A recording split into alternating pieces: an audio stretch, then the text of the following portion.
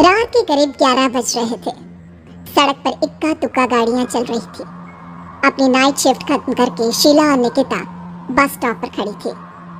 आज तो हमें बहुत देर हो गई, पता नहीं घर जाने के लिए हमें कोई साधन मिलेगा भी या नहीं। अगर कोई साधन नहीं मिला तो कहीं रात इसी बस स्टॉप पर ना बितानी पड़े। अपनी काली जुबान बंद कर, जब देखो तब उल्टी बातें ही करती है।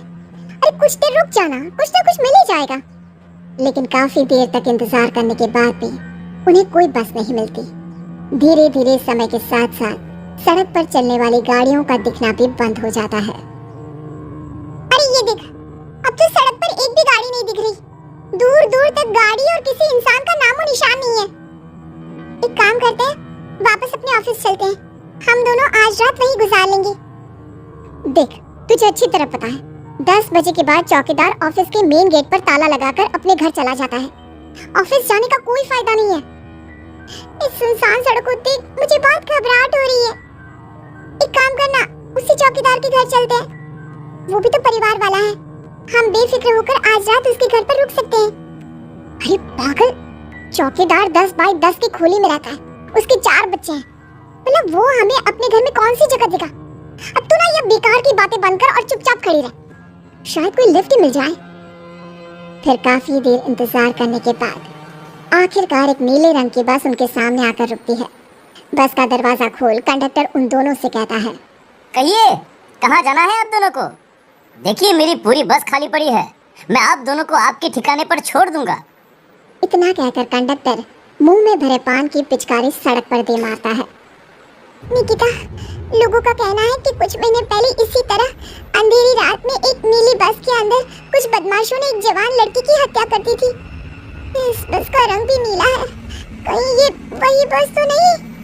कंडक्टर शीला की बात सुन लेता है और मुस्कुराते हुए कहता है, देखिए मेम साहब, उस घटना के बारे में मैंने भी सुना है। माना कि उस बस का रंग और मेरी बस का रंग एक है, लेकिन दुनिया में नीले रंग की एक ही बस तो नहीं है ना। हा? ये तो सिर्फ एक इत्तेफाक है। देखिए हमारी बस में एक मेम साहब पहले से ही बैठी हैं, चाहे तो आप देख लीजिए। निकिता गर्दन उठाकर देखती है तो बस के पीछे वाले हिस्से में एक लड़की कंबल ओढ़े बैठी हुई थी। सही तो बोल रहे हैं भैया, बस में पहले से एक लड़की बैठी है। चलो हम भी बैठ जाते हैं, वैसे भी बहुत देर हो गई है।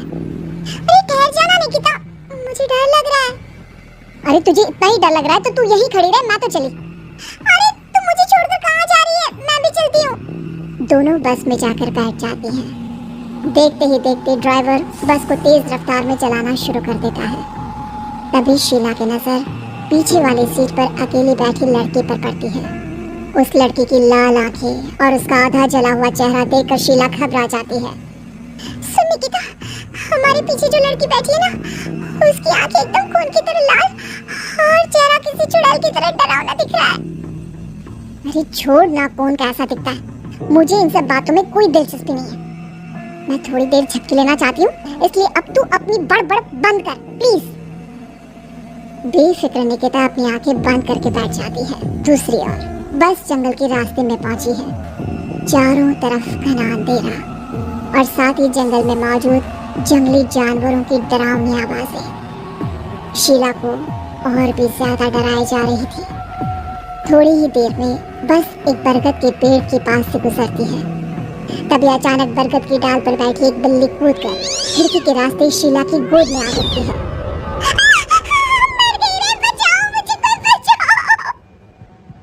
शीला के चिल्लाने की वजह से निकिता की आंख खुल जाती है और वो भी घबराकर इधर उधर देखने लगती है।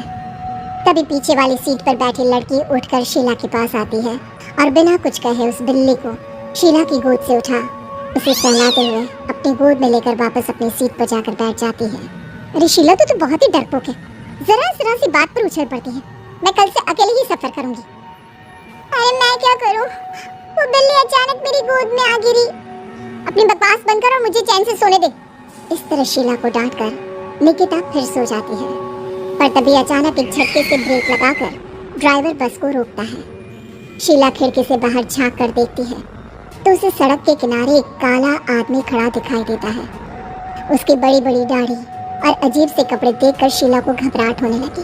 क्या हुआ ड्राइवर भैया, आपने बस क्यों रोक दी? अरे वो देखो वहाँ, वो सड़क के किनारे एक आदमी खड़ा है उसी के लिए मैंने बस रुकवाई है। शीला निकिता को धक्का देकर नींद से जगाती है। अरे अब क्या हुआ? वो देख, सड़क किनारे कितना डरावना आदमी है। उसका अजीबोगरीब हुलिया देखकर लगता है जैसे कोई शैतान खड़ा हो। अब शीला की तरह निकिता भी उस आदमी को देखकर थोड़ा डरने लगती है।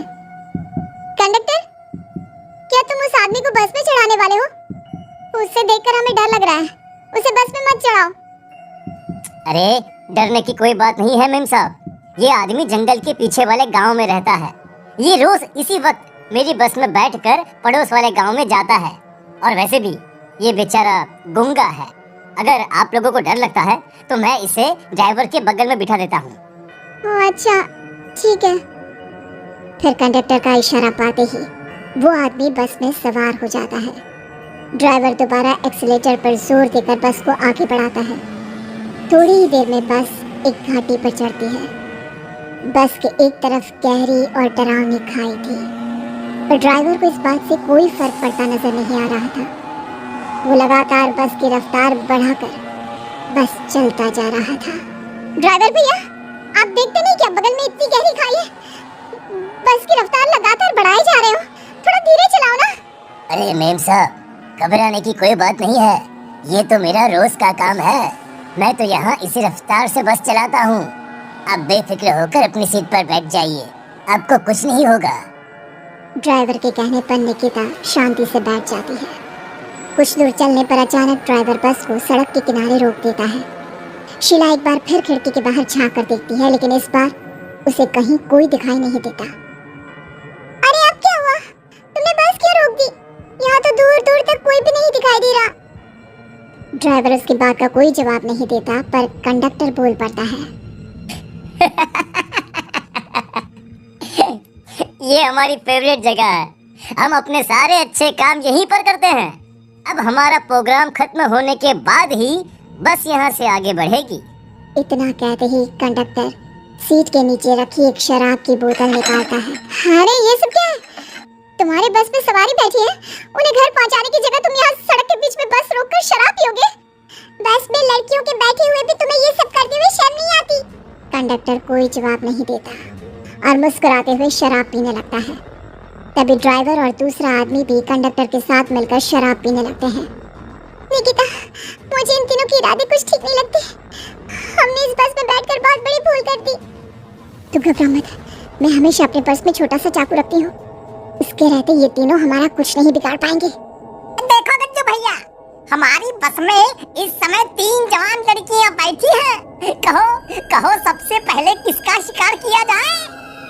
मैं तो कहता हूँ कि सबसे पहले वो जो पीछे अकेले जो बैठे हैं ना, उसे पकड़ कर लाओ। उसके बाद इन दोनों का प्रोग्राम फिट करेंगे। ठीक है, जैसी तुम्हारी मर्जी। अब वो आदमी पीछे वाली सीट पर बैठी लड़की के पास पहुंचकर उसका हाथ पकड़ लेता है, लेकिन तभी अचानक उस लड़की की आंखें जरूरत से ज्यादा बड़ी और लाल होने लगती है। उसका चेहरा गुस्से से लाल और उसके मुंह से नुकीले दांत दिखने लगते हैं। अरे अरे ये क्या? ये लड़की अचानक इतनी खतरनाक कैसे बन रही है? इतने में वो लड़की उस आदमी को उठाकर वहीं सीट पर पटक देती है। मुझे हाथ लगाएगा, तेरी मौत! जोर से चीखते हुए वो लड़की उस आदमी पर हमला कर देती है और पल भर में ही उस आदमी का काम तमाम हो जाता है। ये देख ड्राइवर और कंडक्टर के होश उड़ जाते हैं।